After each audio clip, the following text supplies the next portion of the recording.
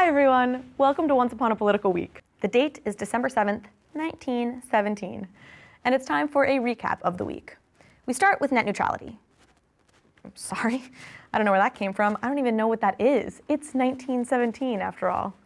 I meant to say, we start with the government doing things that are bad for freedom of speech and small businesses.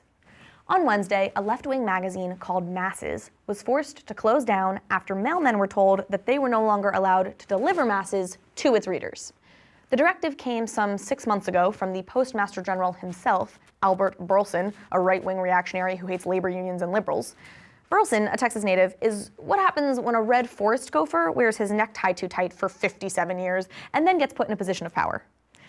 Burleson made the decision to ban all deliveries of Masses magazine after it published a series of poems and cartoons criticizing the current world war by saying that the war was being funded by corporate interests. So basically what every leftist person has said about every war ever.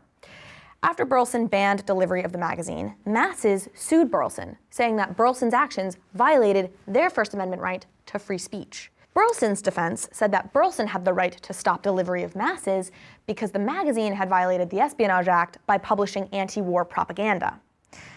Now, last month, Burleson won his case in an appeal.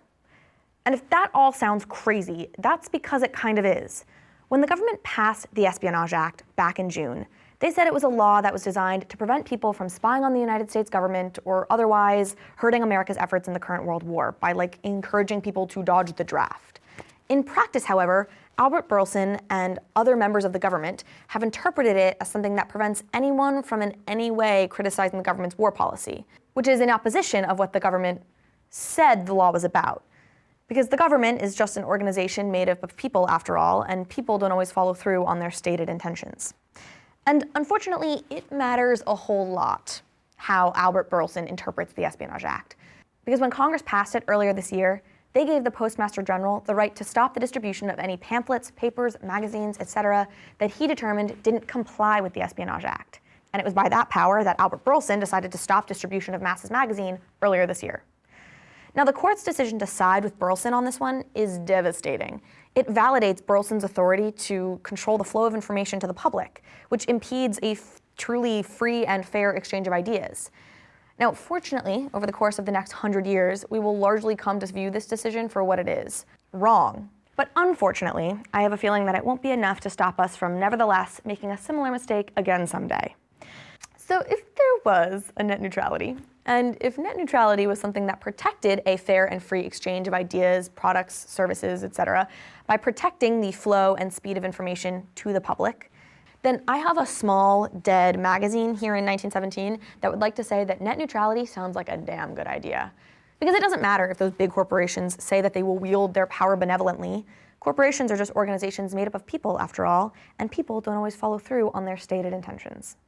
And now, a segment I like to call History Doesn't Repeat Itself, but it rhymes. In 1917, a magazine ceased to be because of a Texan named Albert Burleson. He had been given the right to control how information flowed on the roads when a business tried to reach their consumers.